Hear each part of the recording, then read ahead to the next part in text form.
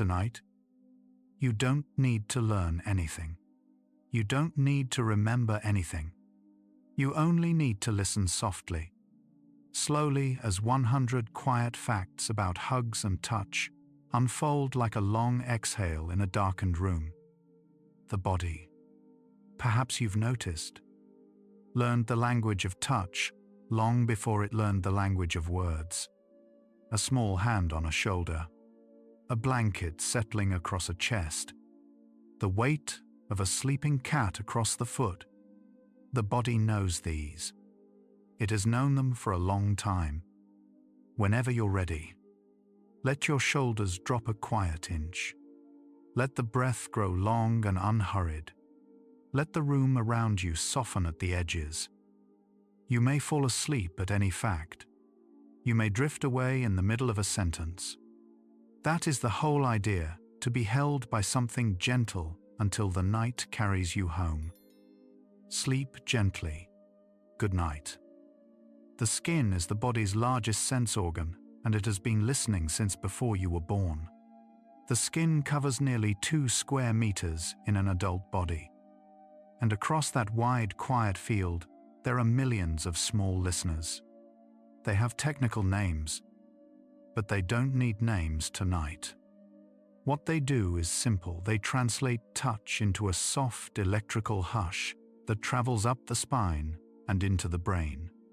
From the moment you were a small folded thing in the warm dark, before your eyes could see and before your ears could hear clearly, your skin was already listening.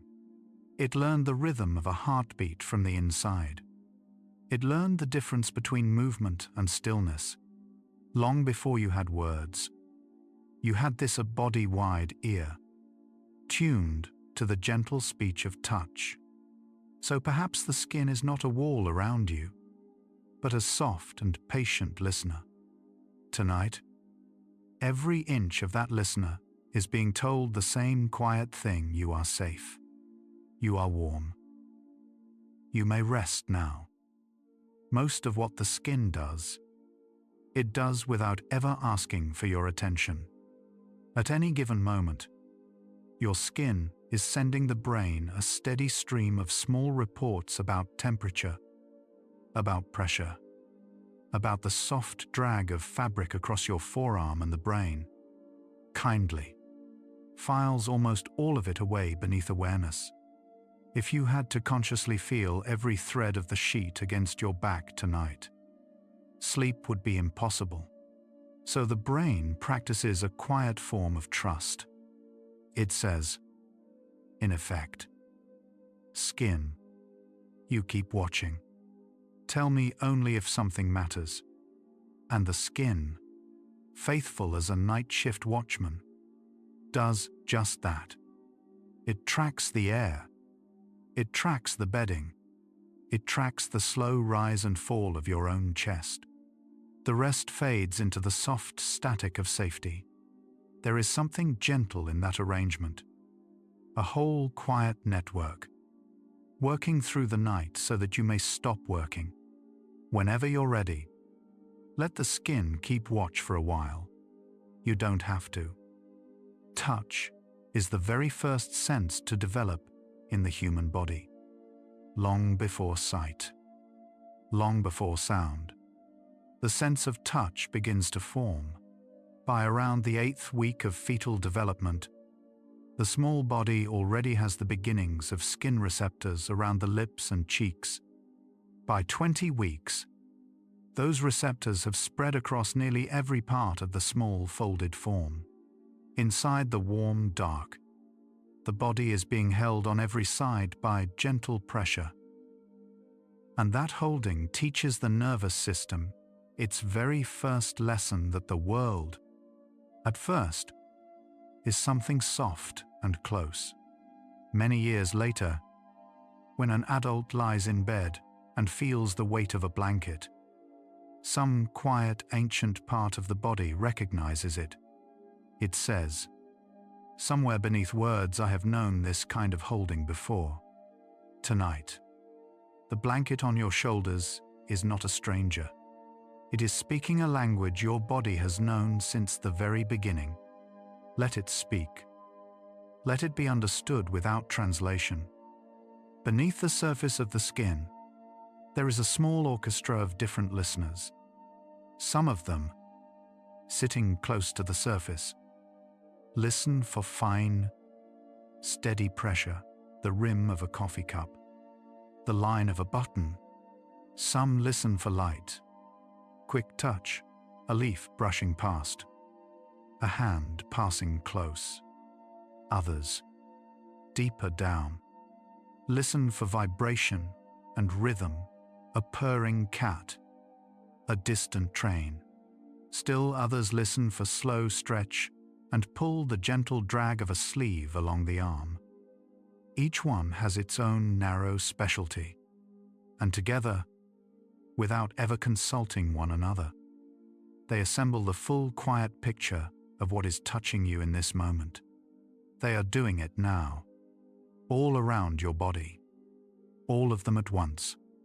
A small orchestra, playing one slow chord. The chord, tonight, is simply still, warm, held. You are not asked to listen. You are only asked to be played upon. Slow, gentle touch is processed differently from quick, sharp touch. The brain treats a slow stroke and a sudden tap as two completely different kinds of news. A sudden tap travels along fast nerve fibers, the kind that say, "Pay attention. Something just happened." A slow, soft stroke, somewhere around the speed at which a parent might smooth a child's hair, travels along a much slower set of fibers. And those fibers do not raise an alarm. They take their time. They wander up the spine, almost as if reluctant to disturb the quiet.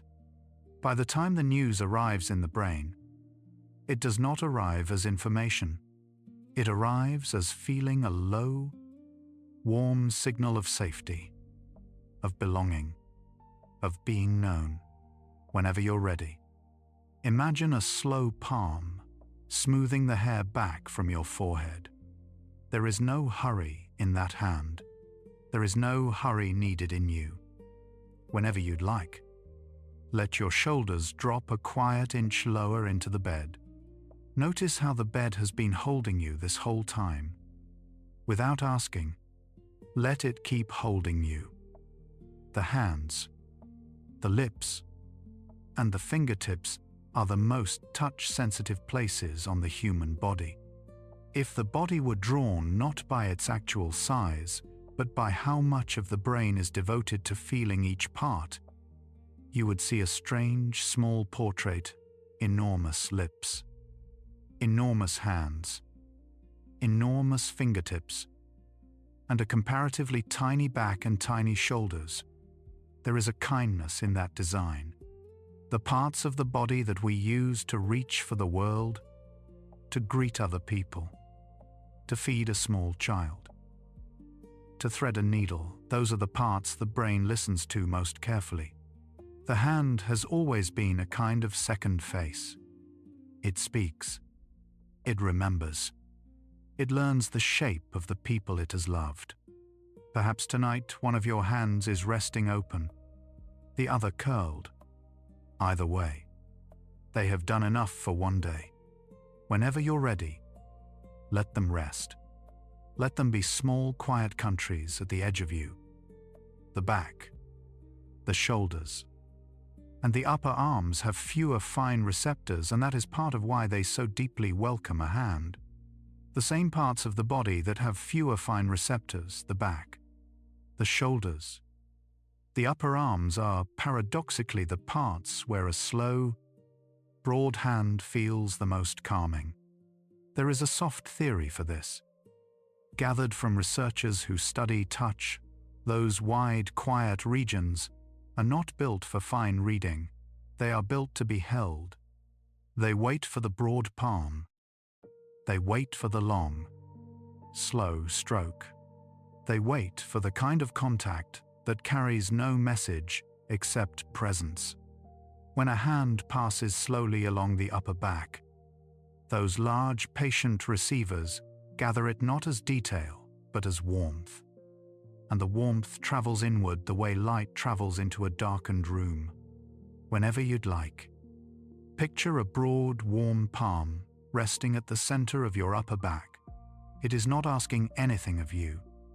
It is only saying, "I am here." Let it stay there as long as you wish. There is a special set of nerve fibers in the skin whose only job is to listen for affectionate touch. They are called C-tactile afferents. They are slow. They are unmyelinated, which is a quiet way of saying that the body did not insulate them for speed. They are found in the hairy skin, the forearm, the back, the side of the neck, the cheek, but not. Interestingly, in the palms of the hands, their tuning is extraordinarily specific. A stroke that is too fast does not move them. A stroke that is too slow does not move them. They prefer something in between, something around the speed at which a calm person, in no particular hurry, might smooth a child's hair. The body, in other words, has dedicated wiring for being treated kindly. Tonight, you have small private listeners along the side of your neck, along your forearms, along your back. They are waiting for nothing in particular. They are simply, patiently, ready to be reminded that the world can be gentle. These fibers respond most strongly to a touch moving at about 3 to 5 centimeters per second.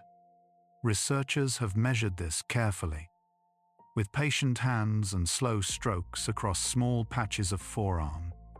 The slow listening fibers do their loudest, warmest singing when the stroke moves at roughly 3 to 5 centimeters per second, about the speed at which an unhurried hand passes along an arm. Faster than that, and the signal grows quieter. Slower than that, and it grows quieter again.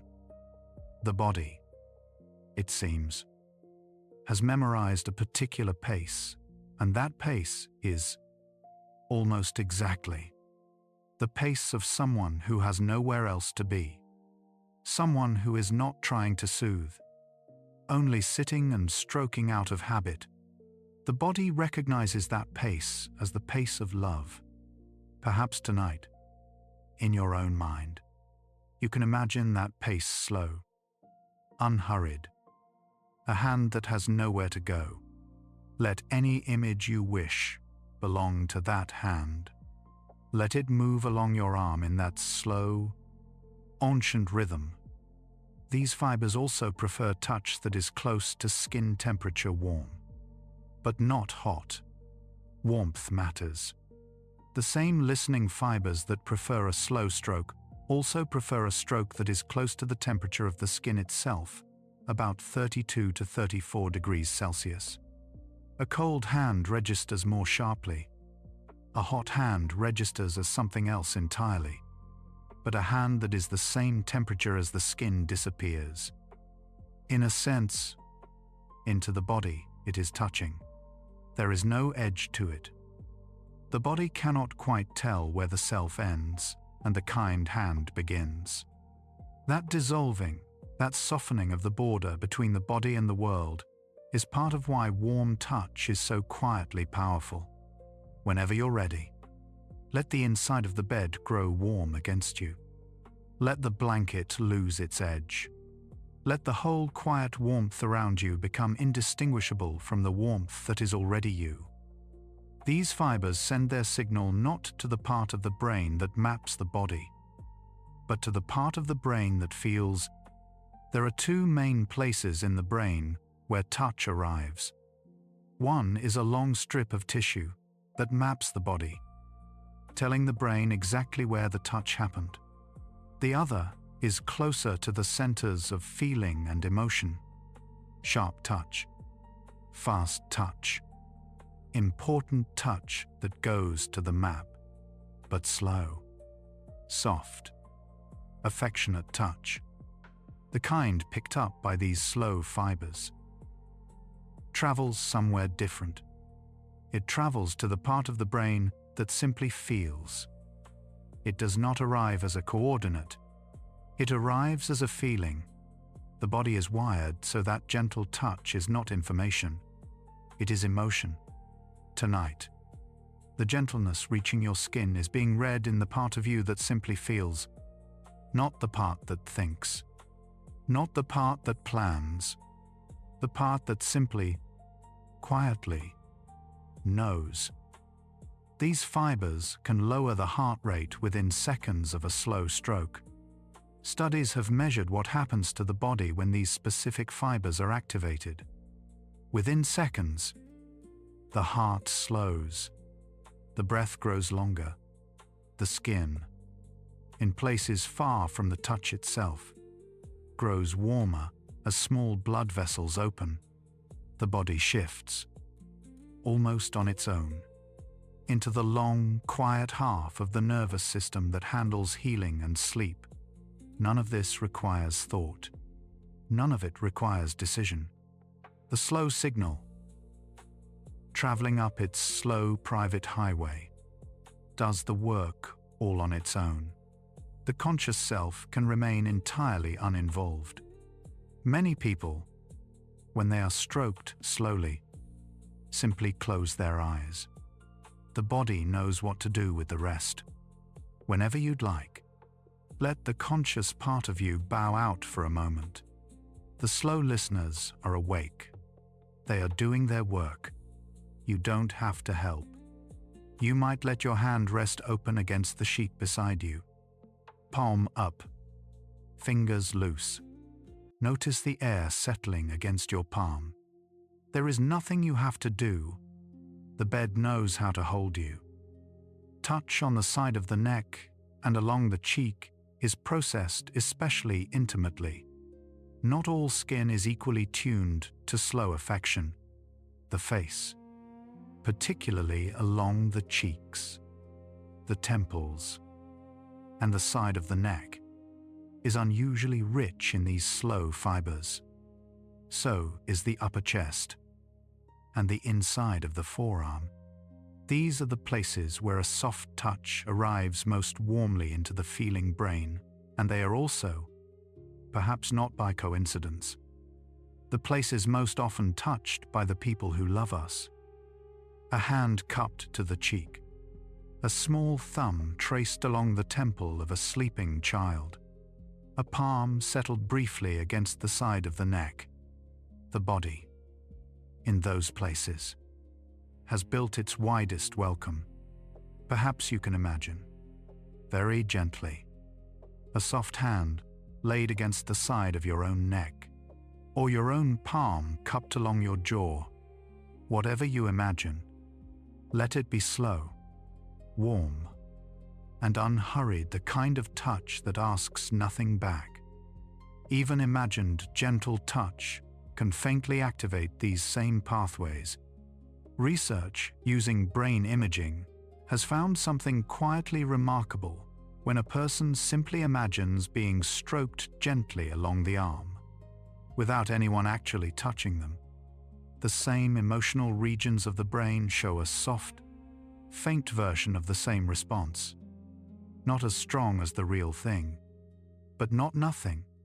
The pathways that carry slow, kind touch are partly built into the imagination itself. The body has memorized the feeling. The brain can almost recreate it from inside. This is one of the small kindnesses of a long evening, that even alone in a quiet room, the body can offer itself a kind of remembered touch, and a part of the nervous system will believe it. Tonight, even alone, you are not without this. The memory of a kind hand is in you, whenever you'd like. Let the memory itself be a soft palm. Let it settle along your shoulder. Let it stay. There is a hormone the body produces when it is alert, and gentle touch helps quiet it. The hormone is cortisol. The body makes it for very ordinary reasons to wake up in the morning. to handle small tasks, to keep certain rhythms moving, and it isn't, in itself, anything to fear. But when the day has been long, or busy, or full of small, unfinished things, cortisol can stay higher into the evening than the body would prefer. Gentle, sustained touch, a hand on the back, an arm across the shoulders. The long press of a heavy blanket has been shown, in study after study, to lower the level of cortisol circulating in the blood. The body interprets the touch as the day is over. You can stop whenever you'd like. Let the day be over now. Not in a dramatic way, simply the way a window can be quietly closed. The day is on the other side of the glass. You are inside and warm. A simple 20-second hug can measurably reduce cortisol levels. There is a lovely body of research showing that a hug held for around 20 seconds, long enough that both people sigh, long enough that breath begins to align, produces a measurable drop in cortisol. Shorter hugs, the polite, quick hello hugs of the everyday world, do something gentler but smaller. The longer hold seems to allow the nervous system to register that the embrace is not a passing event. The body, perhaps a little surprised, slowly allows itself to settle into the holding. The shoulders lower. The breath grows longer. The chemistry of alertness quietly shifts toward the chemistry of rest. Tonight, no one needs to be in the room for this. The blanket has been holding you for far longer than 20 seconds. The bed has been holding you longer still. Let the body believe what it has, in fact, already been told. Touch quiets cortisol, partly by signaling the brain that we are not alone. For most of human history, being alone in the dark was a precarious thing. The body's alertness systems evolved to stay slightly higher when no one else was near. Just in case. Touch, even brief touch, was one of the simplest, oldest signals that someone trustworthy was nearby. A hand on the shoulder, a child's small body curled against a parent's side. Even today, deep in the architecture of the nervous system, that ancient calculation still runs quietly. The brain reads sustained, gentle touch as a kind of message you are not on watch. Someone is here. The watch can be set down for the night, whenever you're ready. Let yourself imagine that someone, somewhere, is gently aware of you. Imagine, if you'd like, that the night itself is keeping watch. The watch is not yours to keep tonight. When cortisol falls, the body becomes more able to enter the deeper layers of sleep. Sleep does not arrive in a single layer. It arrives in stages, the lightest stages first, then the deeper ones, and finally the long restorative stretches in which the body does much of its quiet repair work. High evening cortisol has a way of holding the body in the lighter, thinner layers of sleep, almost as if the body were keeping one foot in the day. When cortisol falls, when the body is given enough soft, sustained signals of safety, it finally lets go of that lifted edge. Sleep grows deeper. The brain begins its slow housekeeping. The muscles, no longer asked to be ready, soften from the inside out. Whenever you'd like, let the body lower itself another small step toward the deeper dark. There is nothing to keep watch over here. The night will mind itself. Even being held by a familiar object, a soft blanket, a worn sweater can quiet the alertness system. The body's calming response to touch is not strictly limited to other human hands. Soft, warm, familiar materials, a well-worn blanket, an old sweater. A particular pillow can also be gently registered by the nervous system as something safe. Some of this is the simple physics of warmth and pressure. Some of it is memory. The body remembers the textures it has been comforted by before. And when those textures return, the slow listeners in the skin recognize them, almost the way you might recognize a friend's footstep without looking up. The familiar fabric becomes, in a small way, a form of company. Perhaps tonight your blanket is already such a friend. Whenever you'd like. Notice its weight. Notice the way it knows your shape. Let it stay close. Let it stand in for every kind hand that ever rested on you. Whenever you'd like. Draw the blanket a little closer along your shoulders. Notice its small, remembered warmth. Let it stay there, doing its quiet work. Slow stroking, even self-stroking, has been shown to reduce stress signals in the body. Researchers studying gentle touch have found that the calming effect is not strictly dependent on another person. A slow, warm stroke along one's own forearm, performed at roughly the pace those slow fibers prefer, can also bring about a small but real lowering of stress signals in the body. It is not the same as another's touch. The brain, in some quiet way, can tell the difference. But it is not nothing. The body is, in a sense, allowed to soothe itself to be both the giving hand and the receiving skin. This is sometimes called self-soothing touch, and the nervous system honors it as a real form of comfort. Tonight, if you wish, let one of your own hands settle softly on the opposite arm. Let it rest there, or let it move very slowly, whichever way. Your body will know it as kindness. When alertness falls, the body's temperature drifts gently toward its preferred sleeping warmth. There is a small dance between alertness and warmth. When the body is on guard, it tends to keep its core slightly warmer and its hands and feet slightly cooler, the blood pulled inward. Ready. As alertness falls, that pattern softens and reverses. The small vessels in the hands and feet open.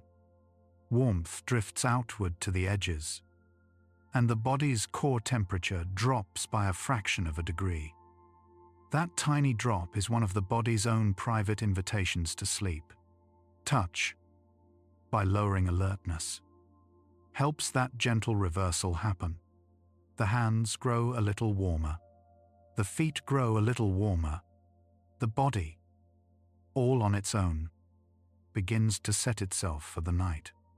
Whenever you'd like, notice the temperature of your hands. Notice the small warmth at the edges of you.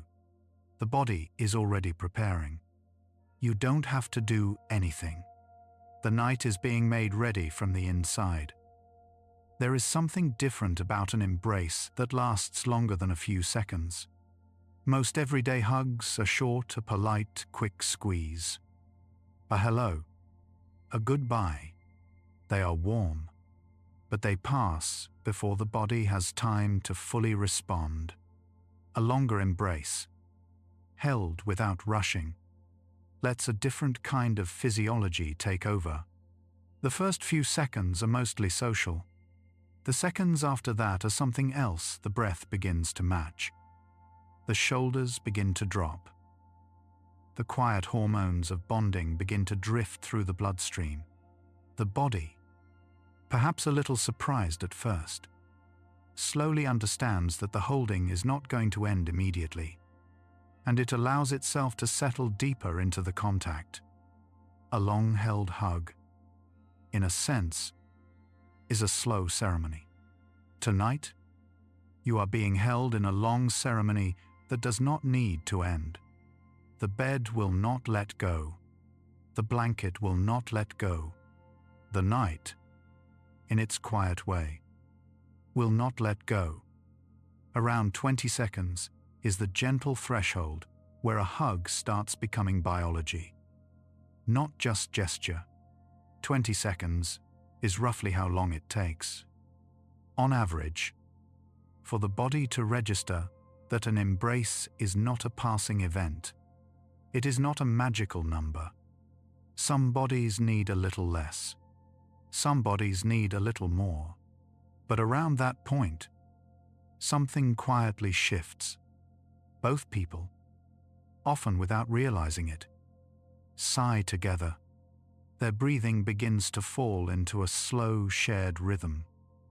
The slow, listening fibers in the skin send their long, warm signal into the feeling brain. The hormone of bonding rises. The hormone of alertness falls. A hug becomes, in those slow seconds, a small private piece of biology between two nervous systems. Whenever you'd like, imagine a long hug that has no clock, no counted seconds, only the slow, shared breath. Let your own breath join that imagined pair and lengthen. Held embraces help two heartbeats find a slower, shared rhythm. When two people sit close, especially when they are touching a hand on a shoulder, an arm around a back, a long-held embrace, their heart rates begin, very gradually, to drift toward one another.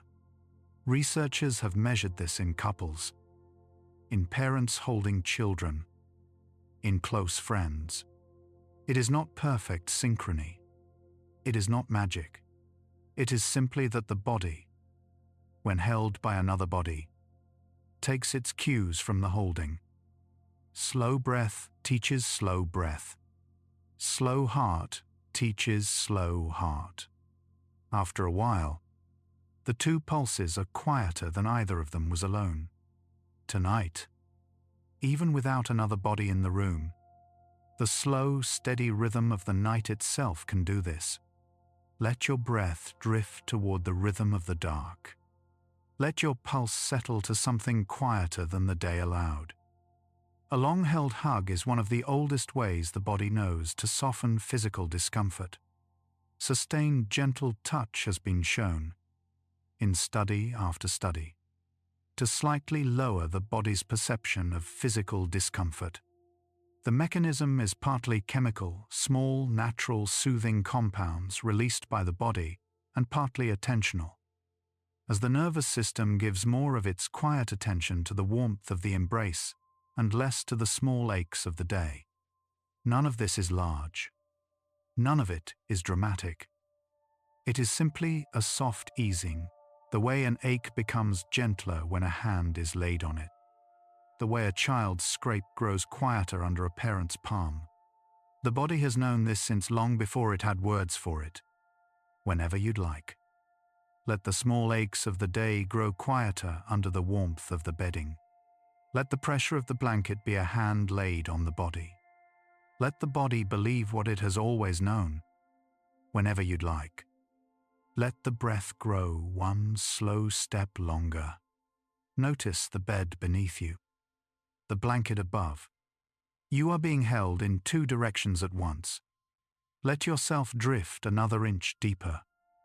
Couples who hug regularly tend to have softer body responses to small daily stresses. There are studies in which couples are asked to hold a long, warm embrace before a small, stressful task, a public speaking exercise, a difficult conversation, a quick cold water test for the hand.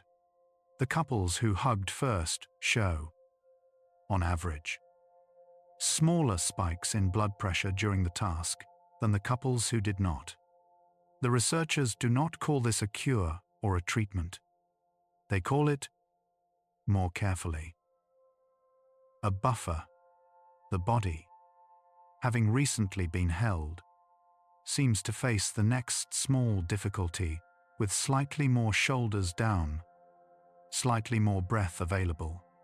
The holding becomes a kind of small reservoir the body can quietly draw from afterward.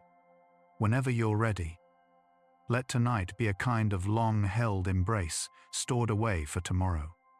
Let the body, gathered in this warm, dark, save up some quiet for the day that will come. Children who are hugged often as they grow up tend to develop steadier inner weather. Long-term studies in child development have followed children whose families used a lot of warm, sustained physical affection-held hugs, hands held while walking, the easy weight of a parent leaning in for a story. Years later, those children, on average, show calmer, steadier patterns of stress response. The effect is gentle, and many other things shape it as well. But the small lesson is consistent. The early language of touch becomes part of the inner climate. The body learns from being held that the world can be returned to, that alarm can pass, that softening, eventually, is allowed. Tonight, even if the day was loud, the body still remembers every kind hand it has ever known. Let those memories settle around you like quiet weather. Let the inner climate grow soft. After a long-held hug, many people sigh, and the sigh itself is part of how the body resets. There is a particular kind of breath the body releases at the end of a long, held embrace, or sometimes in the middle of it. It is not a sad sigh. It is closer to the breath the body draws when a small problem has just been quietly solved. Researchers who study breath have found that this kind of sigh, slow and full and unforced, briefly resets several of the body's quiet rhythms, the rhythm of breath itself, the rhythm of heart, the rhythm of muscle tension. The sigh, in a sense, is a small comma the body places between what was tense and what comes next. Whenever you'd like, let one slow sigh leave you, slow and unhurried. Let it carry whatever small remnants of the day it wishes. The night begins, in earnest. After the sigh, there is a hormone, often called the chemistry of comfort, and gentle touch is one of the most reliable ways to release it. The hormone is oxytocin. It is sometimes called the cuddle chemical, sometimes the bonding hormone, but those are nicknames. What it actually does is quietly varied. It helps two nervous systems trust one another. It softens the body's alertness response. It deepens the warm feeling that follows being close to someone safe. Sustained, gentle touch, a long-held hug, a slow stroke along the back, a hand kept softly on the shoulder is one of the most reliable ways the body has of releasing it. The body, given enough quiet contact, simply makes more of the chemistry that lets it rest. Tonight, the body is being given enough quiet contact. The bedding is enough. The pillow is enough. Let the chemistry of comfort begin to drift through you, unhurried, unstopped. Oxytocin makes the body more sensitive to soft signals of safety. Once oxytocin begins to circulate, the body becomes, in a quiet way, more open to gentle reassurance. A softly lit room feels softer.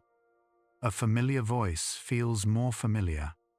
A hand laid on the shoulder feels more deeply welcome than it might have an hour earlier. It is as if the world's volume of kindness has been turned slightly up. The body had been listening for danger. Now it is listening for warmth. And the warmth has been there all along. Oxytocin does not invent comfort. It simply reveals how much comfort already exists. Tonight, Perhaps you can listen for the warmth that has been here this whole time, the hum of the room, the weight of the blanket, the slow company of your own breath. Let it all be heard. Whenever you'd like, take one slow breath in, slower than you would normally. Let it out gently. Let the room turn down a little softer at the edges. Nothing is asking anything of you. Oxytocin and cortisol move in opposite directions when one rises. The other tends to fall. There is a small, elegant balance between the chemistry of alertness and the chemistry of comfort. As oxytocin rises in the bloodstream, cortisol tends to fall. As cortisol falls, the body finds it easier to release more oxytocin. The two chemicals, in some sense, take turns running the day. During a busy afternoon, cortisol is the one in charge. During a long-held hug or a quiet evening of warm contact, oxytocin gets to lead. Tonight, in the dark, oxytocin's quiet shift has begun. Cortisol is winding its way down. The body is, very gently, changing leadership for the night. Whenever you're ready, let the chemistry of the night take over. The day's chemistry has done its work. It can rest. The night's quieter chemistry will guide you from here. Oxytocin helps the muscles around the heart and chest soften. Beyond its role in feeling and connection, oxytocin has small physical effects, and one of the gentlest is the way it relaxes the smooth muscles that line the chest and the small vessels around the heart. In some studies, sustained gentle touch has been shown to slightly widen these vessels, allowing blood to move through the body with a little less effort. It is not a dramatic change. It is the body simply making space for itself. The shoulders, often the chest, even the face all soften by tiny degrees. The body, in being held, becomes a slightly looser version of itself. Tonight, let the chest become a slightly looser version of itself. Let the breath find a little more room. Let the heart, faithful as it is, beat in a softer house. Oxytocin is released not only by touch, but by the simple presence of someone safe. Touch is the most reliable way to release this quiet chemistry. But it is not the only way. Studies have shown that oxytocin can also rise when a person is simply in the presence of someone they trust, sitting near them, hearing their voice, even holding a warm cup that someone else has handed them. The body, in other words, has many small ways of registering safety. A kind voice on the other side of a phone, a familiar laugh in another room, the memory of a person who once held you well. Each of these can, in small measure, prompt the body to release a little of its own comfort. Tonight, you may carry many such presences with you, even if they are not in the room.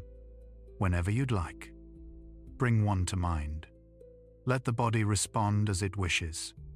The chemistry knows what to do. Oxytocin is one of the reasons sleep often comes more easily after closeness. Many people have noticed that they fall asleep more easily after a long evening of gentle company, a warm conversation, a held hand, a soft hug at the door. Part of this is mood. Part of this is simply being tired. But part of it is the quiet, lasting effect of oxytocin lingering in the body after closeness. The hormone does not vanish the moment the contact ends. It drifts through the system for some time, continuing to lower alertness, continuing to soften the inner edges. Sleep, finding the body in this quieter state, has an easier path in. Tonight, Even if the closeness is only with the bed itself, the chemistry is still gathering. Sleep is finding its path in. You don't have to call to it. It already knows the way. The body, taken as a whole, holds a long, quiet record of every kind touch it has received. There is no actual memory stored in the skin itself, but the body, taken as a whole, holds a kind of long, quiet record of touch. Years of being held, being patted, being soothed. These gradually shape the way the nervous system responds to gentle contact. Even decades later, an unexpected warm hand on the back can release something deep, something old. The body had been keeping a small private archive. The archive opens. For a moment, every kind hand that ever rested there is gathered into the present one. Whenever you'd like, let the bed beneath you be such a hand. Let the blanket above you be such a hand. The archive is open tonight. Many kindnesses are gathering. There is a long, quiet nerve that connects the heart to the brain, and gentle touch travels along it. The nerve is the vagus nerve, the longest of the body's wandering nerves. It runs from the brainstem down through the neck, the chest, and the belly, touching almost every quiet organ on the way. It is one of the main ways the brain and the heart hold a long conversation. When the body is calm, the vagus nerve hums one slow, steady note. When the body is alert, that note grows tighter and faster. Gentle touch, sustained warmth, slow breath, all of these speak to the vagus. And it speaks back. It says, in effect, it is safe to slow down. Tonight, somewhere along the long, quiet line of that nerve, a single soft note is being held. The body is listening to it. The heart is listening too. There is no hurry in either of them. You might let your jaw soften, just a little. Let the tongue rest behind the lower teeth. Let any small held tension along the throat begin to melt. The slow nerve runs through here, and it is happy to be gentle. Researchers measure the calmness of the vagus nerve through a soft kind of variation in the heartbeat. There is a quiet measurement in the body called heart rate variability, the small, healthy variation between one heartbeat and the next. A heart that is very rigid, beating exactly the same distance apart each time, is often a heart under strain. A heart with gentle variability beats slightly closer together on the inhale. Slightly farther apart on the exhale is a heart in good conversation with the vagus nerve. Studies have found that sustained gentle touch tends, over time, to gently raise this variability. The heart, in being held, learns to breathe a little more freely. Tonight, the heart and the breath are quietly catching up with one another. The breath in, the heart slightly faster. The breath out, the heart slightly slower. The whole soft conversation going on without you. When the vagus nerve hums calmly, digestion, rest, and repair quietly resume. The vagus nerve is the main highway of what physiologists call rest and digest mode, the long, quiet half of the nervous system that handles digestion, healing, deep sleep, and slow restoration. When the vagus is humming calmly, the stomach gets the signal that it can do its evening work. The muscles get the signal that they can let go of the day's small tensions. The cells get the signal that nighttime repair can begin. Touch helps the vagus settle into this calm hum, and then the body, all on its own, begins its quiet maintenance. Tonight, The maintenance is already beginning. The body is doing it. You don't have to know how. You don't have to help. Whenever you're ready, let the body get on with it. Long, slow exhales are one of the simplest ways to soothe the vagus nerve. There is a small breathing pattern that the body recognizes as deeply calming an exhale that is longer than the inhale. Not forced, not dramatic, simply. The breath leaving slightly more slowly than it arrived. This pattern, repeated softly, sends a quiet signal up the vagus nerve toward the brain stem, a signal that says the rhythm can lengthen. Touch tends to encourage this kind of breathing on its own. The body, when held, naturally exhales a little longer, but the breath is also a private door anyone can open from the inside, whenever you'd like. Let one breath out a little longer than the one before it.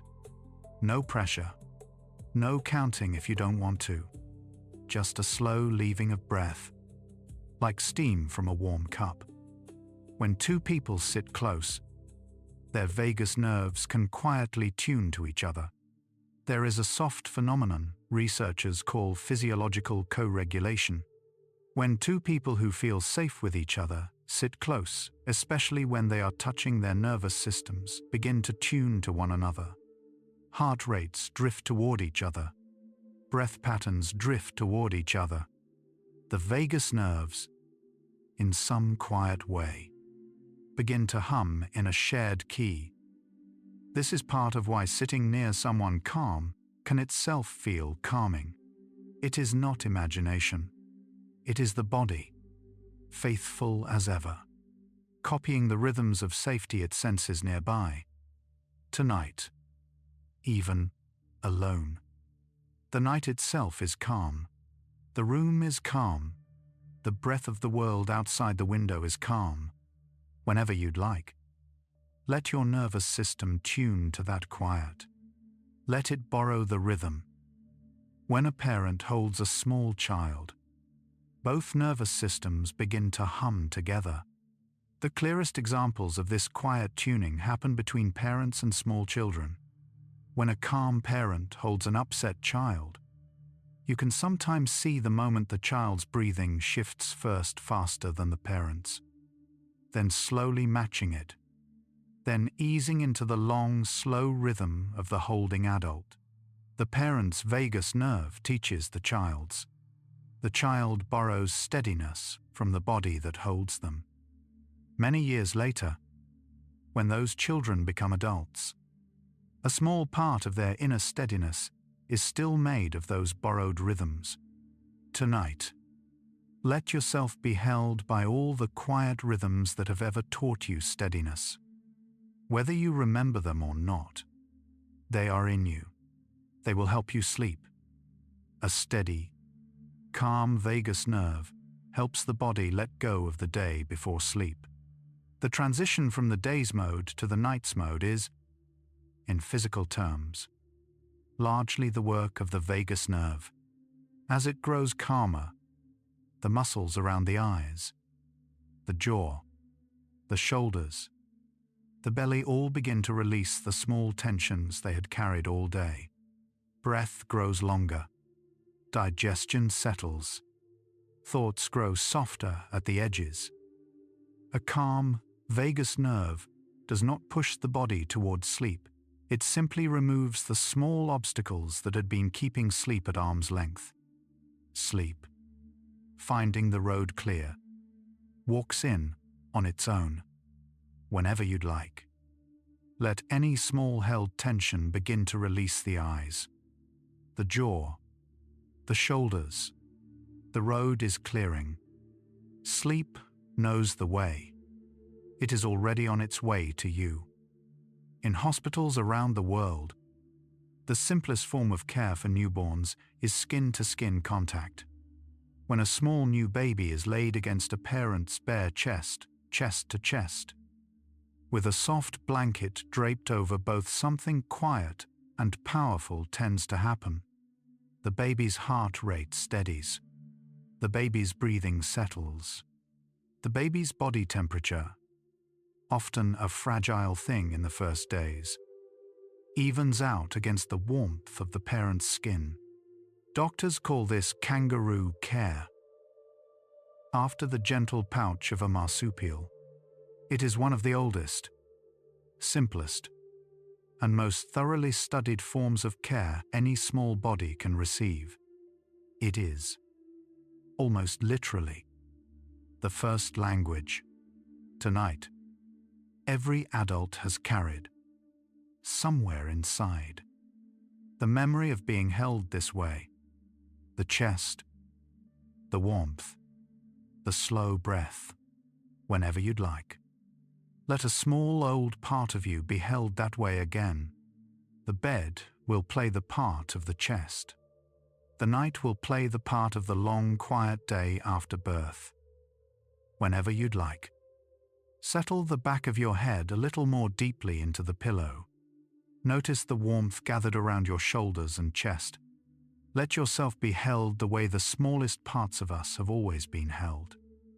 Skin-to-skin care helps newborns find more steady patterns of breath, heart rate, and warmth. When a small baby is held chest to chest with a parent, several quiet things tend to happen. The baby's breathing falls into a slower, more regular pattern. The baby's heart rate becomes steadier. The baby's temperature, which can otherwise drift, settles into a stable warmth borrowed from the parent's body. None of this is taught. None of this requires intention. The small baby's body. Simply by being placed against another body, it can trust, finds its own rhythm by following the rhythm of the larger body. The first lesson the body learns about safety is, often, this one. Tonight, the larger body holding you is the night itself. The slow, even rhythm of the dark, whenever you're ready. Let your own small rhythms drift toward that larger, steady one. There is no hurry.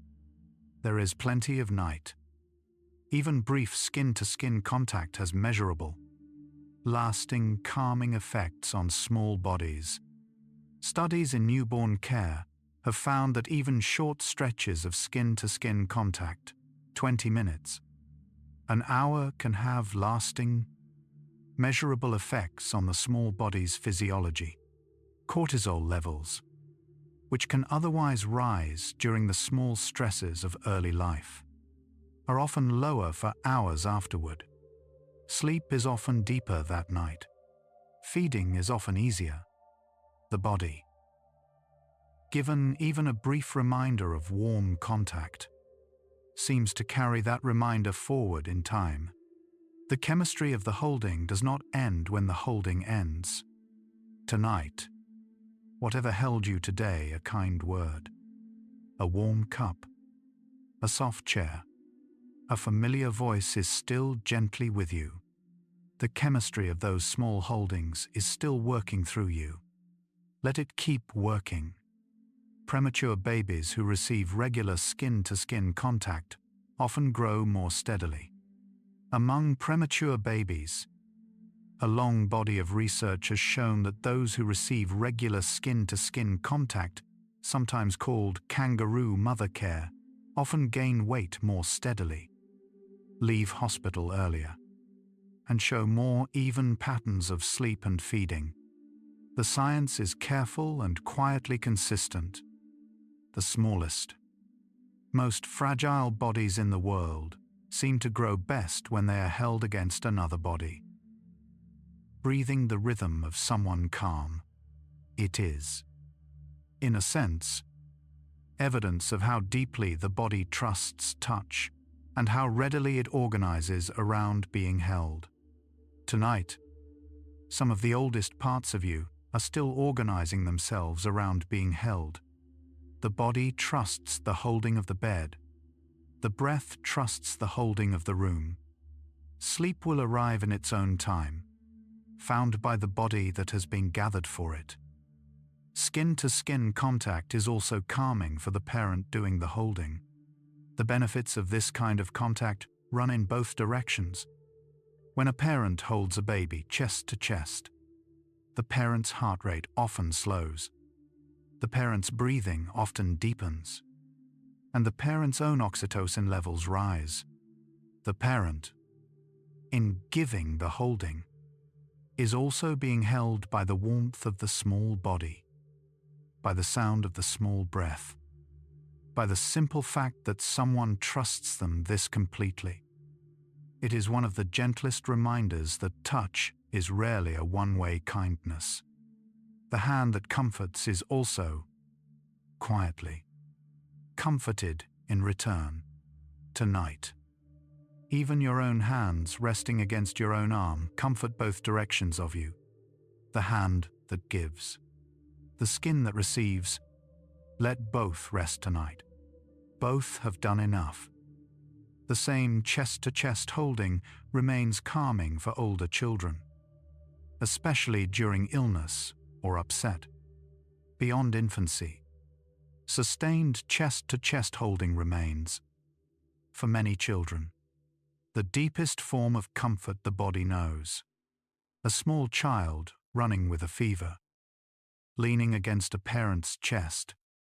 A child after a hard day, settling into the curve of a grandparent's body. The same physiology that organized the newborn, the slow shared breath, the steady heart. The borrowed warmth is still doing the same work.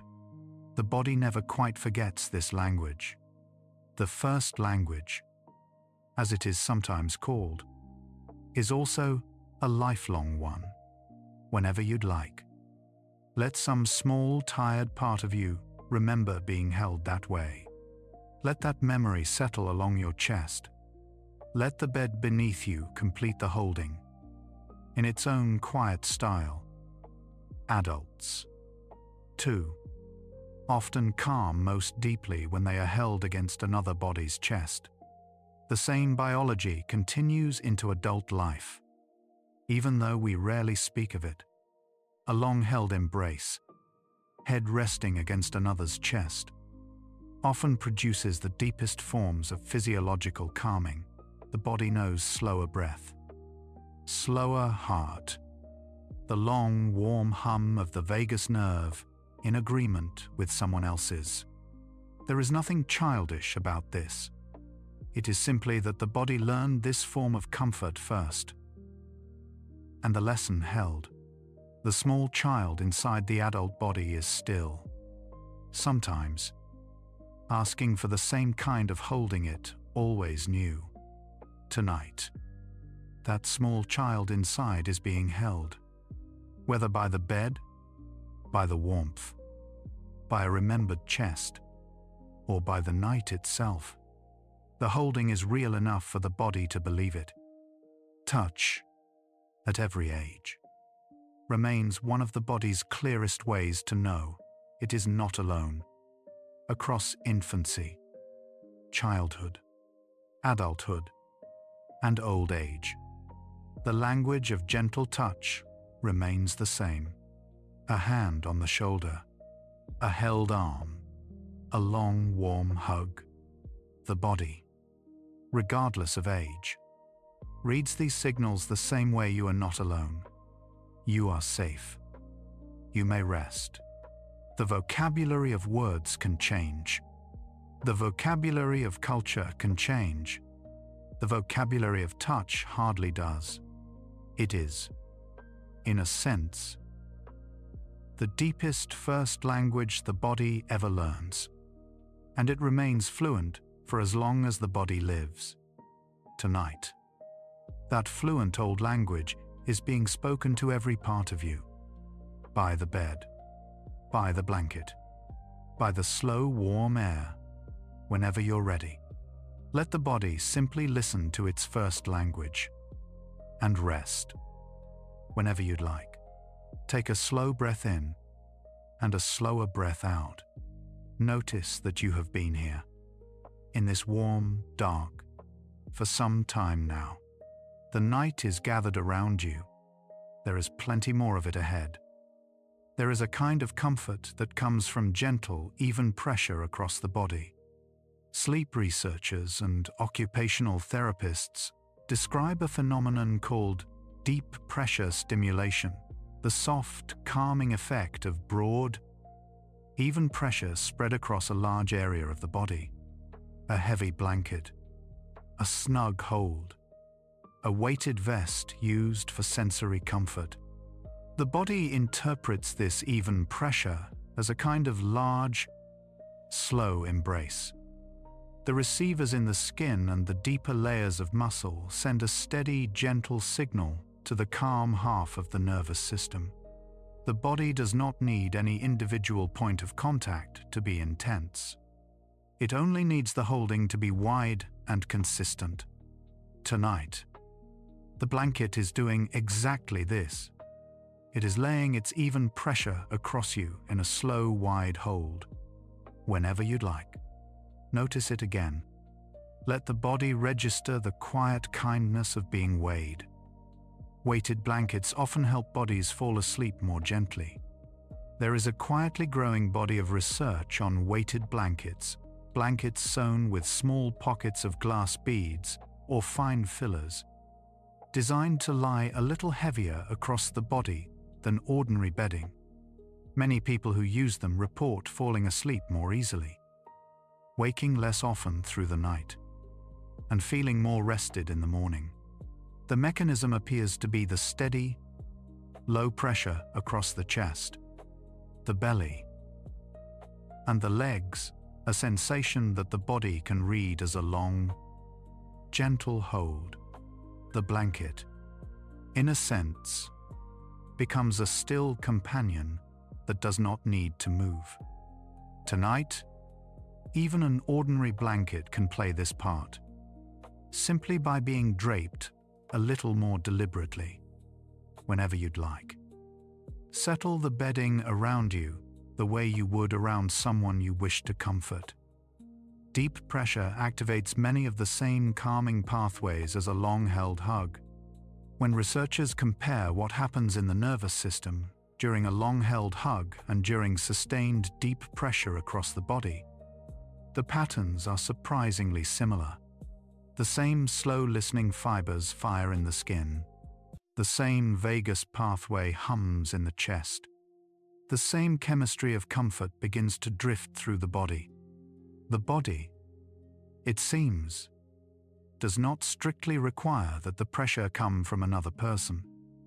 It only requires that the pressure be steady, warm, and broad enough to feel like a hold, a blanket. In this quiet way, becomes a hug the body can keep. Tonight, you are inside a hug the body can keep, whenever you'd like. Let it be exactly that. Let the holding belong to the bed, to the blanket, to the warmth gathered around you. Cats, dogs, and other small companions often comfort us through the same physics of weight. Many people have noticed how deeply calming it can be when a cat settles across the lap, or a dog leans its full weight against the side of the leg, or a small pet curls up against the chest. Part of this is affection, part of this is warmth, but part of it is, quite literally, the physics of weight. The animal, by lying down, lays a slow, even pressure across the body, and the body responds the same way it would to any deep pressure. The slow listeners in the skin send their warm signal. The vagus nerve hums. The body softens, willingly. Tonight, even without an animal in the room, the bedding has learned to do this same trick, whenever you'd like. Let the weight rest where it likes. The body knows what to do with weight that loves it. Even a small weighted object, a folded blanket on the chest, can quietly soothe the body. One of the gentle suggestions from researchers studying deep pressure is that you do not need a full weighted blanket to feel the calming effect. A folded, heavier blanket laid across the chest. A small pillow pressed gently against the belly. A book, if it is heavy enough, resting briefly on the lap. The body responds to the pressure itself, not to the form it takes. Across many cultures, mothers and grandmothers have known this in some quiet way for a very long time. The small folded object pressed against an upset child's chest. The warm hand laid on the belly of someone who cannot sleep. Tonight, if you'd like, let the bedding gather a little more closely against your chest or against your belly. Let any small held weight stand in for the hand that has soothed you before. The pressure of being held also gently tells the body where it ends. There is a quieter, less obvious effect of deep pressure, a sense, sometimes called proprioception, of where the body is in space. When the body is held by even pressure on many sides, it has a clearer, calmer inner picture of itself. The body knows where it ends. The body knows where the bed begins. There is no fuzzy edge that the nervous system has to keep checking. This soft sense of being defined, of having a quiet outline, is itself calming. It is part of why being tucked in feels different from simply lying flat. Tonight, the bed is drawing a quiet outline around you. The blanket is closing the outline at the top. Whenever you're ready, let the body rest inside its own gentle shape, without needing to keep watch on the edges. Deep pressure also helps quiet small involuntary movements that might otherwise keep the body from settling. When the body is restless, it often makes small, half-aware movements, a leg shifting, a hand changing position, a small turn of the shoulders. Each movement on its own is harmless, but together they can keep the body in a low state of alertness, the kind that makes sleep slip away. Sustained even pressure tends to gently quiet these small movements. Not by stopping them, the body is always free to move, but by reducing the small inner restlessness that asks for them. The body, held, has less reason to fidget. It can settle into one shape and stay whenever you'd like. Let the body settle into one quiet shape now.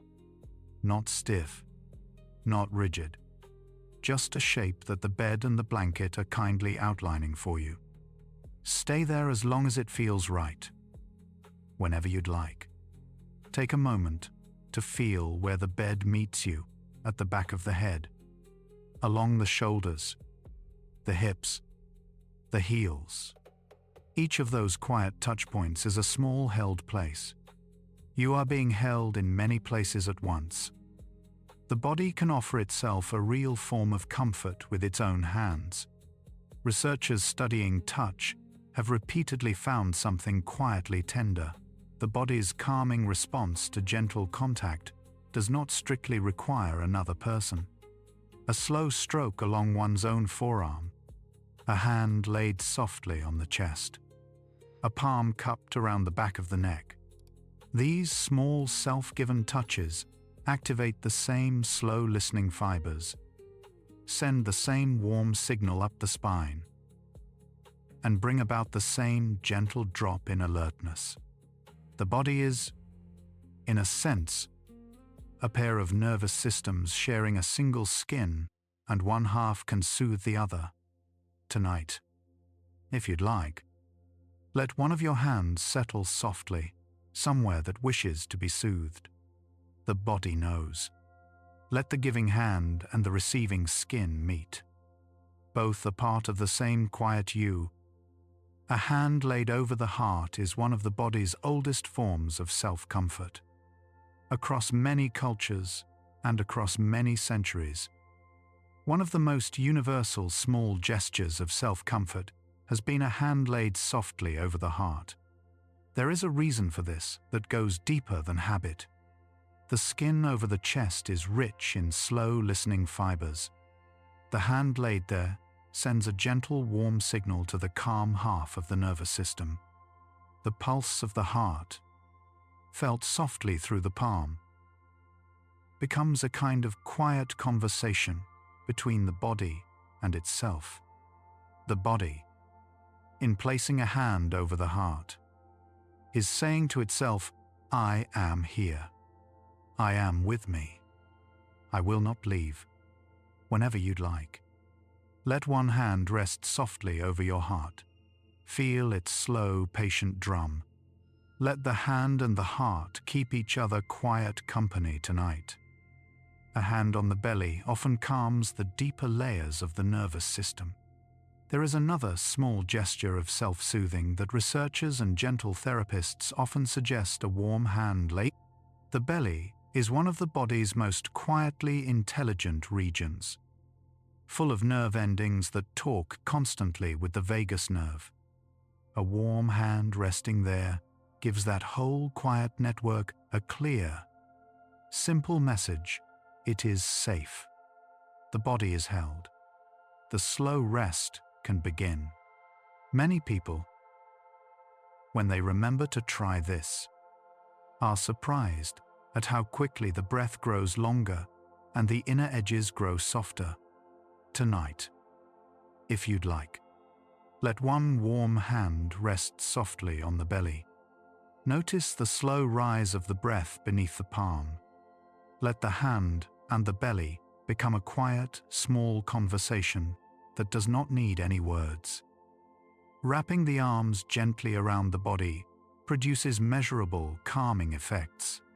A self-embrace, the simple act of wrapping the arms gently around the body, hands resting on the opposite shoulders or upper arms, has been shown in small studies to lower stress signals, slow the breath, and quiet the body's alertness response. There is something the body recognizes in this shape, something it has known since it was a small folded form. It is a shape of safety. It is a shape of being contained. It is, in a sense, the body holding itself the way it has been held by the bodies it once trusted most. Tonight, even without lifting your arms, the bedding is shaped around you in something like this same containing way. Whenever you'd like, let the bed do the holding. Let yourself rest inside that self-embrace, given to you by the night. Slowly stroking your own forearm can lower the body's sense of stress within a minute. One of the most accessible small gestures of self-soothing is the slow stroke along one's own forearm from the wrist gently up toward the elbow. Slowly, at the pace those slow listening fibers prefer. Researchers measuring stress responses have found that within roughly a minute of beginning this slow stroke, the body's alertness signals begin to drop. It is not magic. It is not large. It is simply the body's wiring being honored from the inside. The hand, in a sense, becomes a kind of self-given gift, a small remembered kindness, given to oneself. In real time, whenever you'd like, let one hand rest very softly on the opposite forearm. Move it slowly, or leave it still, whichever feels right. The body will translate the kindness all on its own. Holding one's own face in the hands is an old and quietly powerful form of self-soothing. Cupping the hands gently around one's own face, palms cradling the cheeks and the jaw, is one of the more deeply calming forms of self-touch the body knows. The face is rich in slow listening fibers, especially along the cheeks and the jawline. The hands, by resting there, send a strong, warm signal of safety into the feeling brain. There is also something quiet that the imagination often does in this position, small memories of being cradled as a child, small images of being soothed, the body held this way. often produces a long, slow breath all on its own. Tonight, if you'd like, you might rest your own palms briefly along the sides of your face. Feel the warmth move from the hands into the cheeks and back. Let the face be cradled the way it once was, by hands that loved it long before it had any words. Self-soothing touch is, in some sense, a small private inheritance from every kind hand that ever soothed us. When the body soothes itself, it is not inventing comfort from nothing. It is drawing, in a quiet way, on every soothing hand that has ever rested on it before. The slow stroke is a stroke the body learned from someone else. The hand on the chest is a hand the body remembers being laid there. The cradled face was once cradled. Self-soothing touch is, in this sense, less of a solitary act and more of a small private inheritance, a way of giving back to the body, alone in the dark, the long quiet history of every kind hand that has ever known it. Tonight, you carry that long history within you, whenever you'd like. Let any small self-given touch be the inheritance arriving. Many kind hands, gathered into one, many warm presences, returned to you in the dark, whenever you'd like. Let any tension along your hands soften. Feel the small warmth held inside the curve of your palms, even resting still. Your hands are kind. Let them rest, and let their kindness be received by the rest of you. Massage is one of the oldest forms of care and one of the gentlest. Long before there were hospitals, long before there were textbooks, there were hands. Across nearly every ancient culture, care for the tired body began with another person's hands, moving slowly over it. Babylonian, Egyptian, Indian, Chinese, Greek, and many indigenous traditions all developed their own quiet sciences of soothing touch. The forms varied, the recognitions did not. The body, when held and stroked with care, tends to ease a little more gently, sleep a little more deeply, and soften a little more readily. The hands themselves became, over time, a kind of remembered care. Tonight, even without another's hands in the room, the long inheritance of those caring hands is in you. The body has known them. It can remember them. Let it remember. Sustained massage has been shown to lower stress signals and ease muscle tension. Modern research has measured what older traditions long suspected. After 30 to 45 minutes of gentle, sustained massage, the body shows quietly lower levels of stress signals, softer patterns of muscle tension, and steadier rhythms of breath and heart rate. Different forms of massage produce slightly different effects, but the broad shape of the response is consistent. The body, given the slow attention of warm hands, simply does what it has always known how to do: soften, settle, and slowly mend, all on its own quiet timetable. Tonight, even imagined slow hands can quietly ask the body to do the same softening. Whenever you're ready, let any small remembered massage drift through your body, a slow, warm stroke along the shoulders, the back, the long line of the spine. Touch can shift attention away from small aches and toward warmth. One of the quieter kindnesses of gentle hands is the way they shift the body's attention. The nervous system can only fully attend to so many things at once. And when warm, slow contact arrives, the brain often gives it priority. Small aches grow softer in the background. Worried thoughts grow quieter. The mind, no longer doing all the listening on its own, hands some of that work over to the skin. This is not a trick or a distraction, it is a real shift in where the body is paying attention. And paying attention to warmth, the body settles. Tonight, let the bedding do this for you. Let warm contact gather your attention away from any small held thoughts. Whenever you'd like, let the body listen to warmth instead.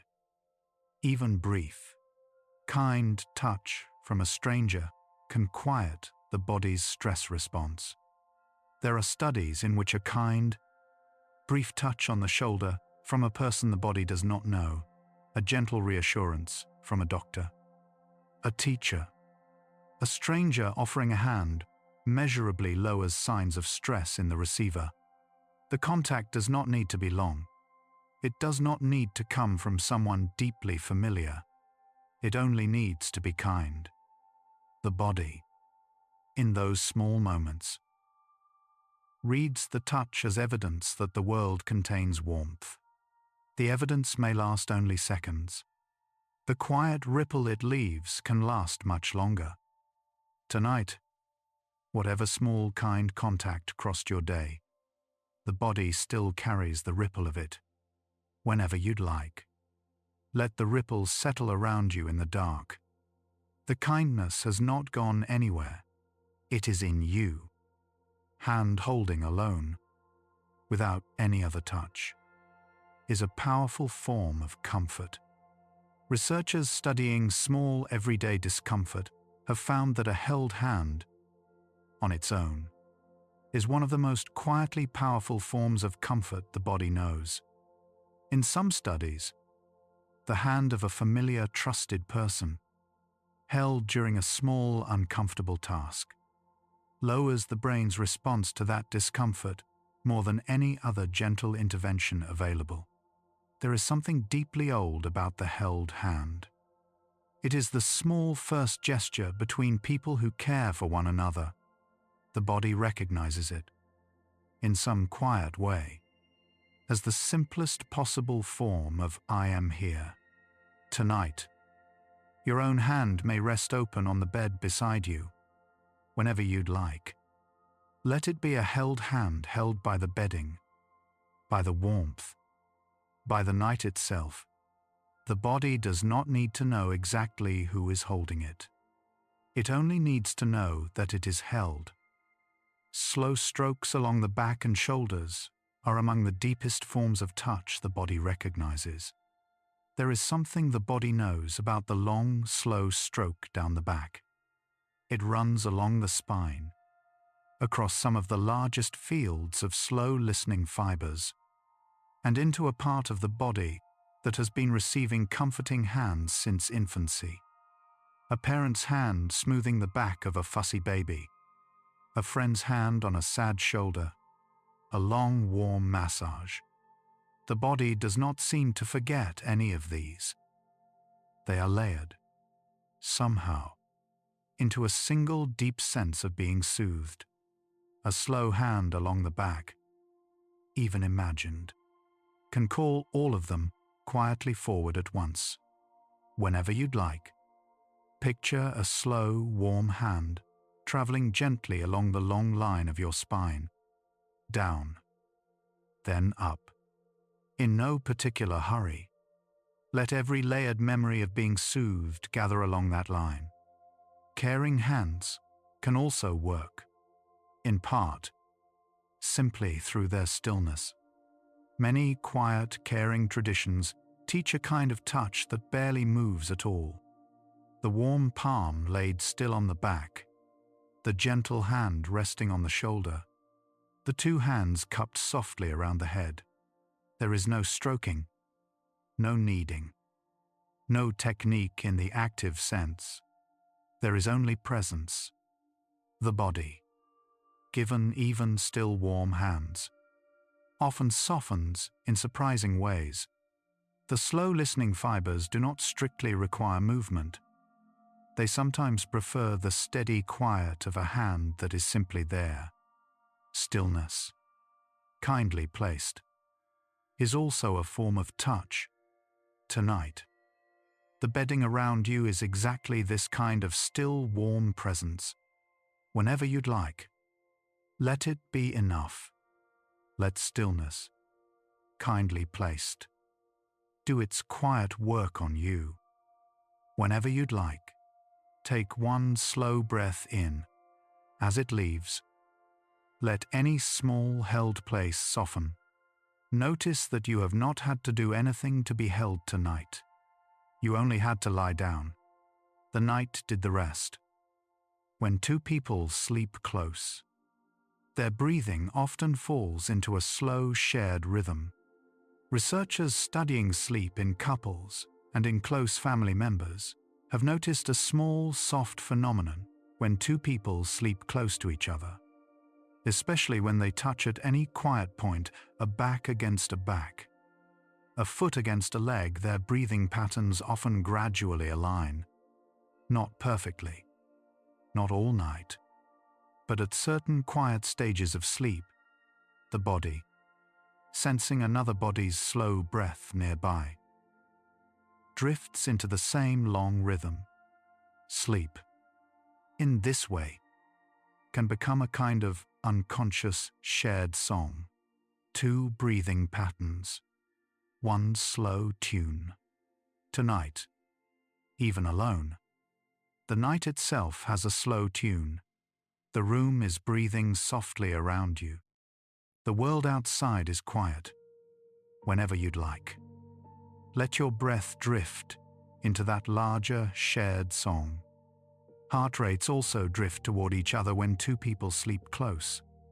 Beyond breath, the heart rates of people who sleep close together also tend to gently drift toward each other, especially during the deeper stretches of sleep.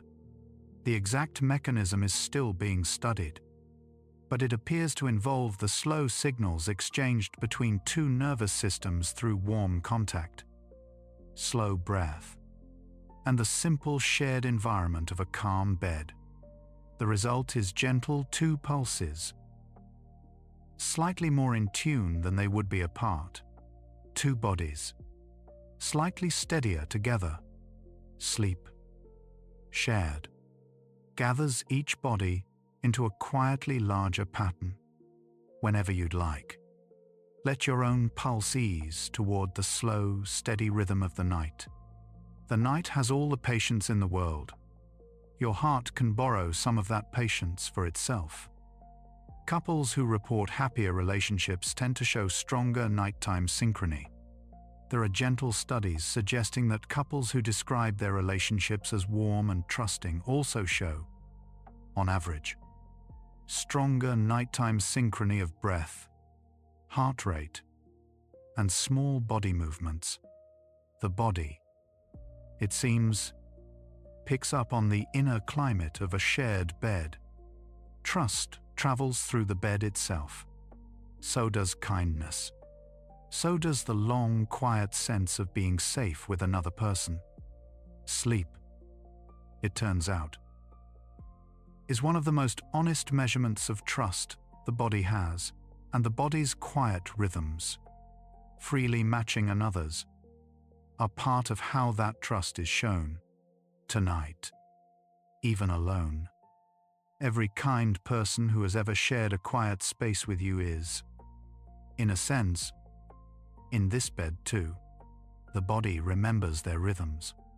Whenever you'd like, let those gentle remembered rhythms gather around you. This shared rhythm is part of why returning to a familiar bed often calms the body so quickly. There is a small, soft reason your own bed, return to after a long day, feels so deeply calming. The body has, over many nights, learned the rhythms of this particular bed, its smells, its textures, its angles, its small exact ways of holding the body. The nervous system reads the return as a kind of homecoming. The slow listening fibers say, "Ah, this The vagus nerve hums into its familiar key. The body lets go of the day before the day has even fully ended. The bed itself becomes a kind of quiet partner whose rhythm the body already knows. Tonight, you have come home to a bed that knows your rhythm. Whenever you'd like, let the body recognize where it is. There is no further place to go. The bed has been waiting for you. Now, you are here. Whenever you'd like. Take one slow, easy breath. Notice the bed beneath you. Familiar and warm. There is nowhere else you need to be. Let that simple fact settle in. Gently. The way warmth settles into a room. The body knows the rhythm of safety, even when no one else is in the bed. For people who sleep alone, the body still finds quiet rhythms to align with. The slow tick of a clock, the steady hum of a refrigerator in another room, the soft drip of rain on a window. Researchers studying solo sleep have noticed that the body, in the absence of another person, often borrows its rhythm from the environment instead. The pattern of slow, steady sound becomes a kind of partner. The body, faithful as ever, looks for steadiness wherever it can be found, and lets that steadiness lead. The night, in its quiet way, becomes the body's nighttime companion. Tonight, the small steady sounds around you are quietly keeping the rhythm. Whenever you'd like, let your own breath drift toward whatever steady thing you can hear. The room itself is your partner in the dark. Even the rhythm of one's own slow breath becomes a kind of trustworthy companion. When all other rhythms have grown quiet, there is still one steady, soft pattern the body can return to the slow rise and fall of its own breath. Many gentle sleep traditions have known this for centuries. The body's own breath becomes the steady companion that the body itself can follow. Inhale, the small lift. Exhale, the long settle. There is no one else who needs to be in the room. The body, in being its own partner, has all the rhythm it needs to sleep by. The breath is, in a sense, the oldest companion any of us has ever had. Tonight, the breath inside you is the gentlest possible companion. It has been there all your life. It will be there all night. Whenever you'd like, let it lead. The body knows how to follow. Sleep itself is, in a sense, a long, quiet form of being held. There is a way of thinking about sleep, not as something the body does, but as something the body is held inside of. The dark is the holding. The bed is the holding. The slow breath is the holding. The body's own rhythms, gently returning to themselves, are the holding across the long, quiet hours of the night.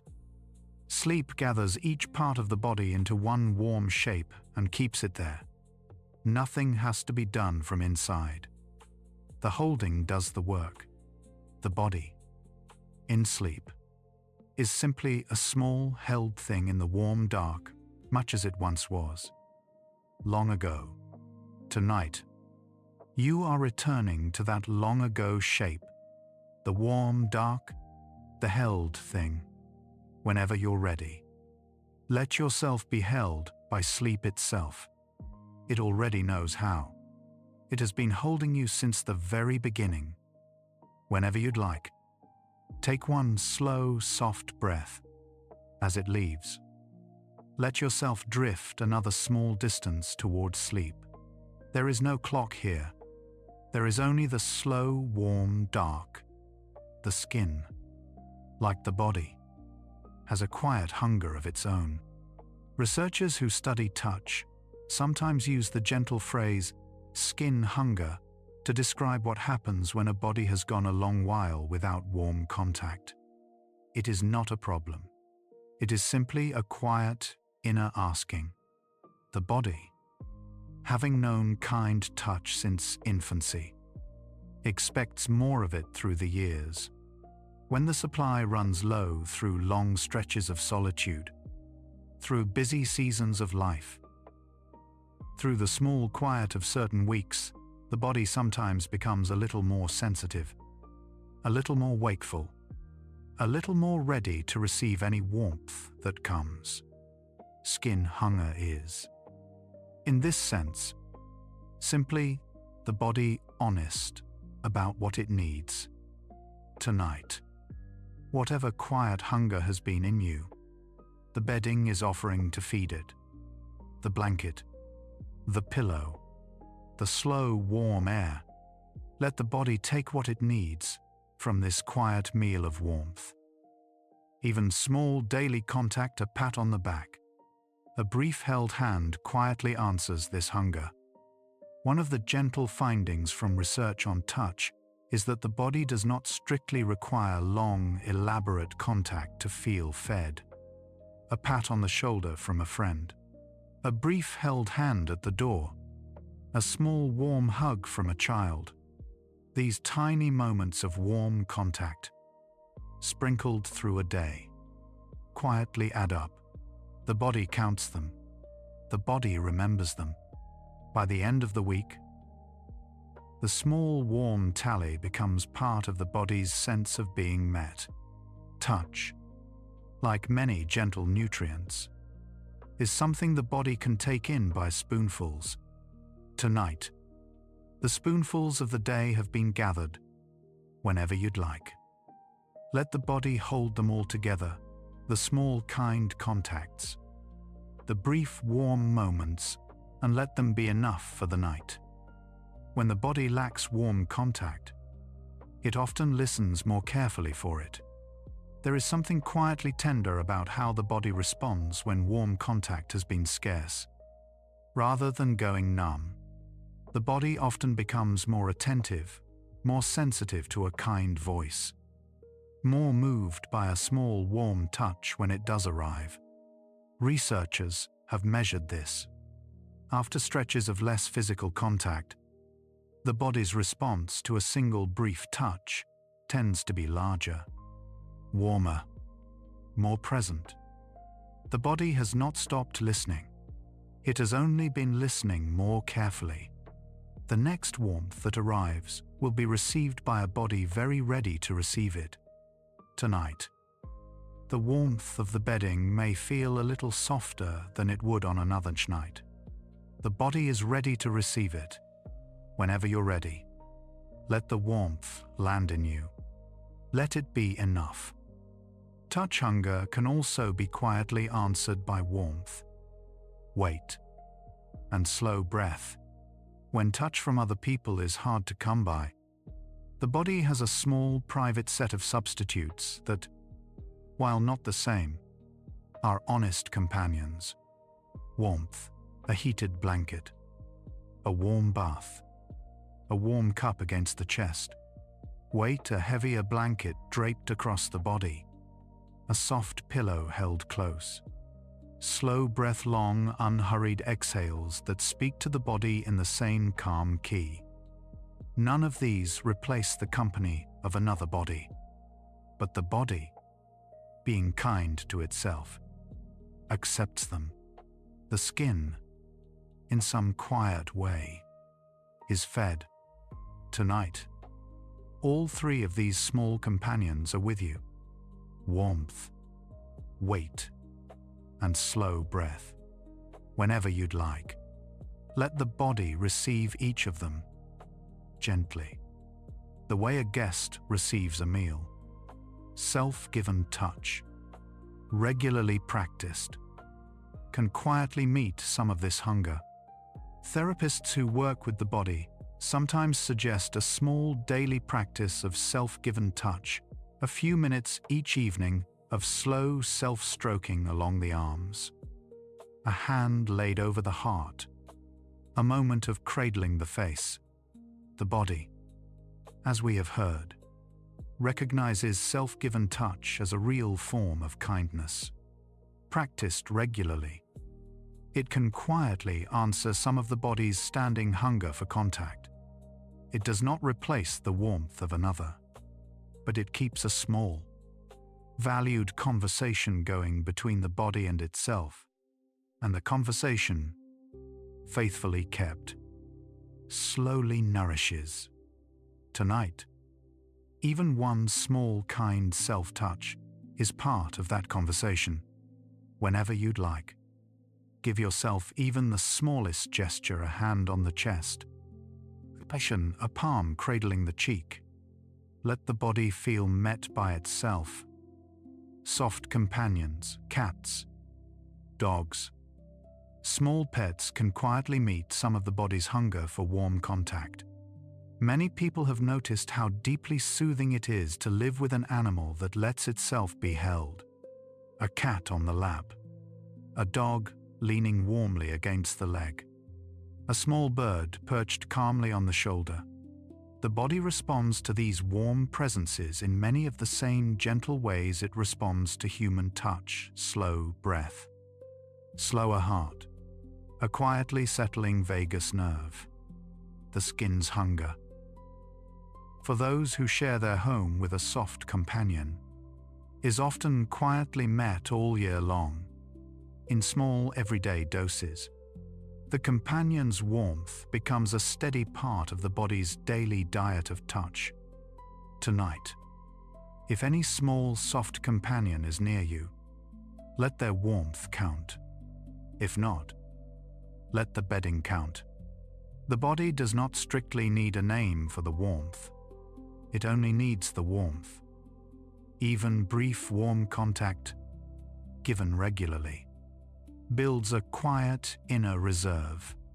One of the gentlest findings from research on touch is that the body builds a small private reserve from regular warm contact. Days that include some warmth, a hug, a held hand, a kind shoulder squeeze, a soft animal in the lap leave a small inner deposit. Days without any warmth quietly draw against the reserve. Most lives draw and deposit in turns. The body's job is not to keep a perfect balance. Its job is simply to gather what warmth it can, when it can, and to spend that warmth gently the rest of the time. Tonight, every warm contact you have ever known has gathered into your inner reserve. Whenever you'd like, let yourself spend a little of it on yourself. Here in the dark, the body has earned it. Whenever you'd like, take one slow, gentle breath.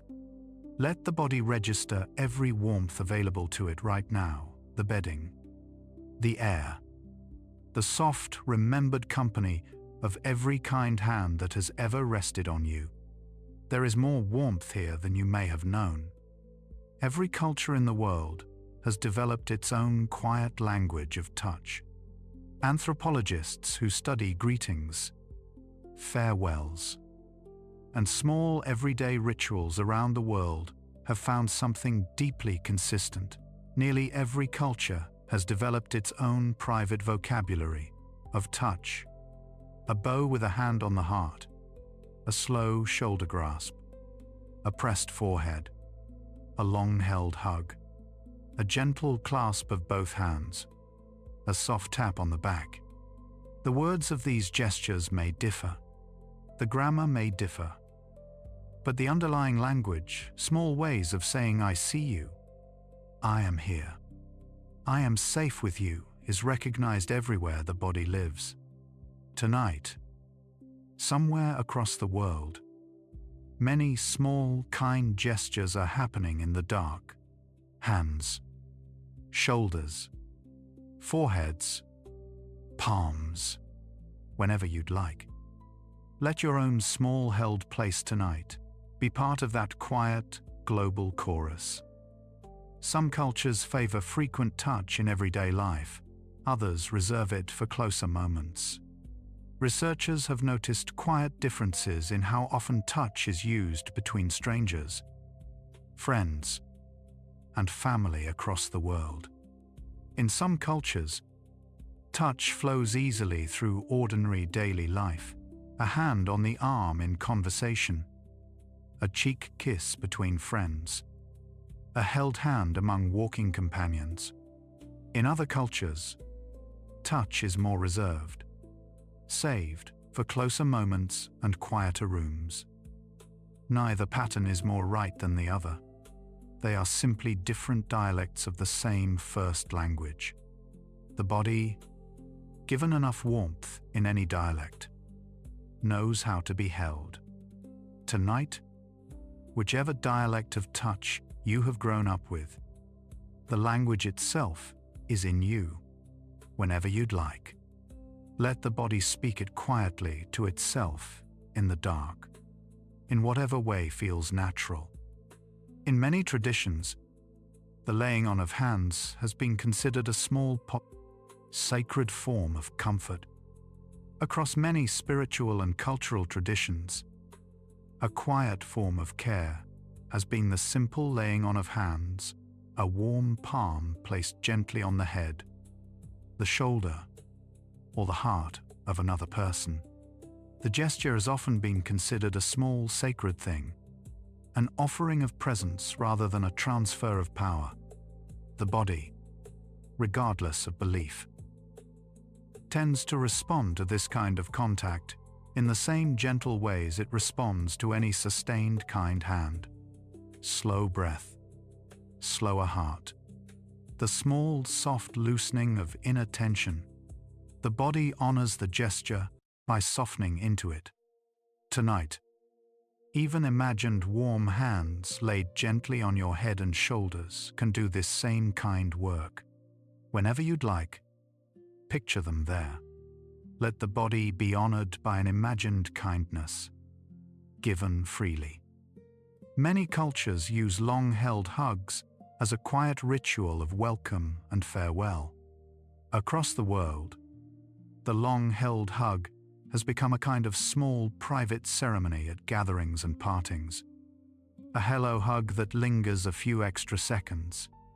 A goodbye hug held for a long, quiet moment. The body, in those small ceremonies, is quietly being told something the words around it might not say. I am glad to see you. I will miss you. You matter. These long ceremonies are small, but they are not light. They are part of the steady infrastructure of warmth on which most lives quietly run. Tonight, every long-held hug you have ever given or received is, in some quiet way, gathered around you, whenever you'd like. Let those rememberings settle around your shoulders, the way a soft shawl might settle. Across cultures, hand-holding remains one of the most quietly universal forms of warmth. While touch customs vary widely across cultures, one small gesture has remained nearly universal: the held hand. Across centuries and across continents, two hands held between parent and child, between friends, between partners, between people sharing a difficult moment, has been recognized as one of the simplest and most welcome forms of warmth. There is no language barrier in the held hand. There is no preparation needed. There is only the quiet meeting of two warm palms, and the gentle agreement between them to stay close for a while. Tonight, your own two hands may rest near each other on the bed, whenever you'd like. Let them gently touch palms close, fingers loose. Let them keep each other warm company through the night.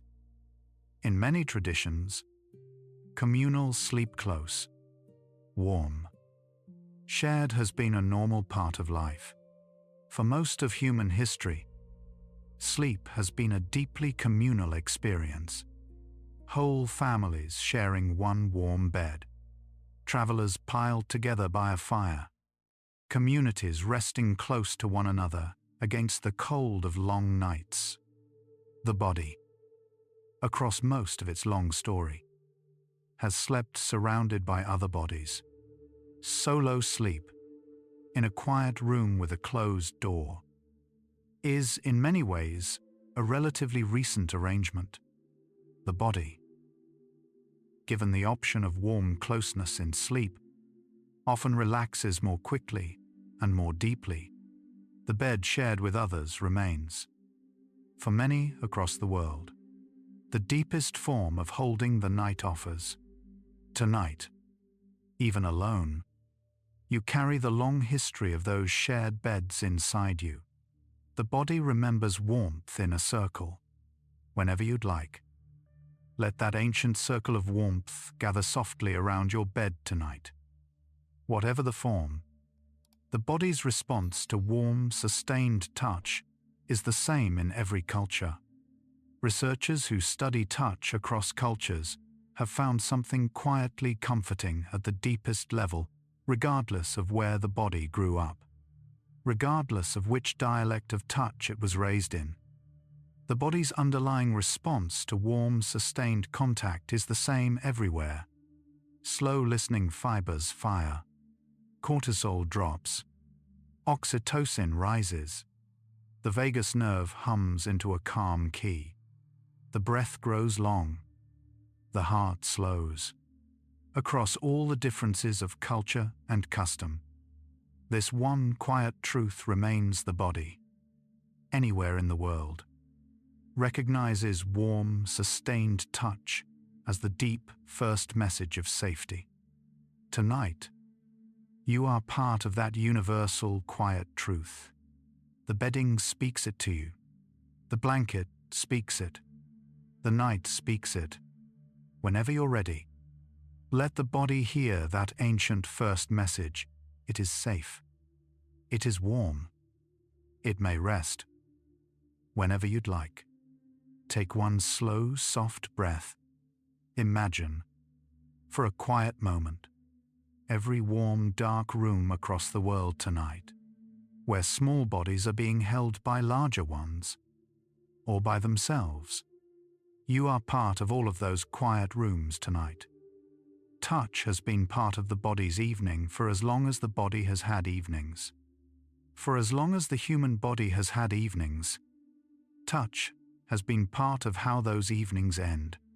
The hand smoothing back the hair of a small child, the arm laid across the back of a tired companion, the slow stroke along the side of a grieving friend, the long-held hug at the door.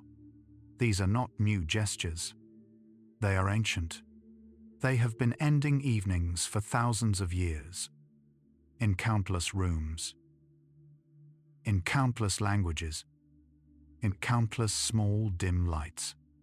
Tonight, you are part of a long, quiet line of evenings, ending in just this kind of way. Tonight, the long line of all those quiet evenings is gathered behind you. Whenever you'd like, let them stand at your back as you drift towards sleep. You are not alone in this hour. Many quiet evenings, ending kindly, are with you. Sleep, when it comes, often comes through the gentle door of warm contact. For many people, sleep arrives most easily when the body has been recently held. A long-held hug at the bedroom door, a warm hand laid on the back, a gentle goodnight squeeze of the hand. The body, having been kindly contacted, finds the doorway to sleep already a little open. The chemistry of comfort is moving. The vagus nerve is humming. The slow listeners in the skin are still warm with the recent touch. Sleep, finding the body so prepared, walks in easily, the way warm air walks into a softly opened room. Tonight, the bedding has already touched you. The blanket has already touched you. The slow warm air has already touched you. The doorway is already open. Whenever you're ready, let sleep walk in. Touch quietly tells the body that the day is finished. One of the gentlest signals the body uses to know that the day is done is the soft, quiet language of touch. The change of clothes into something soft. The slow turning down of the bed. The settling of the head into the pillow. The slow drape of the blanket. Each of these small touches is, for the body, a kind of small evening word. The day is finished. The night is here. You may rest. The body, faithful as ever, listens to the words. It begins to set itself for the long dark, tonight. Every small evening word has already been spoken to you. The clothes, the bed, the pillow, the blanket. Whenever you're ready, let the body believe what it has been told. The day is finished. Touch, more than any other sense, is what tells the body it has come home. Of all the senses, touch is the one most deeply connected to the feeling of being home. Sight can be fooled by familiar pictures of strange places. Sound can be tricked by recordings. Smell can change with a moved candle. But touch, the exact feel of one's own bed, the precise weight of one's own blanket, the small, unique warmth of one's own pillow, is hard to fake. The body recognizes home through the skin first, and through everything else second. It is part of why returning to a familiar bed often releases such a long, deep breath of relief. Tonight, your skin knows where it is. The sheets know your body. The pillow knows the curve of your head. The blanket knows your shape. You have come home, whenever you'd like. Let the body believe that you have come home, whenever you'd like. Take one slow, easy breath. Let the body register, all over, that it is home. There is nothing else you have to do tonight. Sleep itself often begins with a small, quiet softening of every place the body is being touched. If you watch the body fall asleep, which is hard to do from the inside, since the watching itself often keeps the body awake, you might notice that sleep tends to begin with a small, soft surrender at every point where the body is being held. The shoulders, kindly held by the bedding, soften first, then the hips, then the legs, then the back of the head. Each touch point, in turn, becomes quieter, becomes warmer, becomes a small held place that no longer needs the body's attention. Sleep, in this sense, is the body letting go of its touch points, one by one. Tonight, let each held place soften in its own time. The shoulders, the hips, the legs, the head, whenever you'd like. Let each one quietly hand itself over to the bed. Touch quietly continues even into sleep. Even after the body has fallen asleep, the language of touch continues quietly through the night. The bedding holds. The blanket warms. The pillow cradles. The body, asleep, still receives the slow, warm signals of being held, and the calm half of the nervous system continues its work repairing, restoring, gently maintaining. Touch is not only a way of falling asleep, it is part of how the body sleeps. The holding does not stop when consciousness does. The holding continues, faithfully, all through the dark. Tonight, even after you drift off, the holding will continue. The bed will not let go. The blanket will not let go. The night will not let go. Whenever you're ready, trust the holding to last as long as you need it. Waking gently is also a kind of slow touch the body, returning to itself. When sleep ends in the morning, it often ends through a quiet returning of touch. The body, slowly waking, becomes aware again of the bed beneath it, the blanket above it, the warmth around it, the small touch points, which had been quietly held all night, return one by one to awareness. Waking, in this sense, is touch coming back into focus. The body, in the soft early light, slowly remembers where it is held. Warm, contained, met, the first conscious feeling of the day, for many bodies, is the gentle weight of being still held by what held them all night. Tonight, tomorrow morning will arrive in this same gentle way, whenever you'd like. Let the future morning be a small comfort to you now. When you wake, you will still be held. And so, in the end, the language of touch remains the body's first language and its last. From the very first touches of life, in the warm dark before birth, to the small kind contacts of an ordinary evening, the body's first language has been touch. It is, in many ways, the body's last language too, the gentle held hand at the end of a hard day, the warm shoulder leaned against in old age, the small loving squeeze when words have grown too tired, across an entire life. The language of touch is one of the few constants. It begins with us, and it stays with us. It is, in some quiet sense, the most faithful companion we ever know. Tonight, this faithful first and last language is with you. The bedding speaks it. The blanket speaks it. The night speaks it.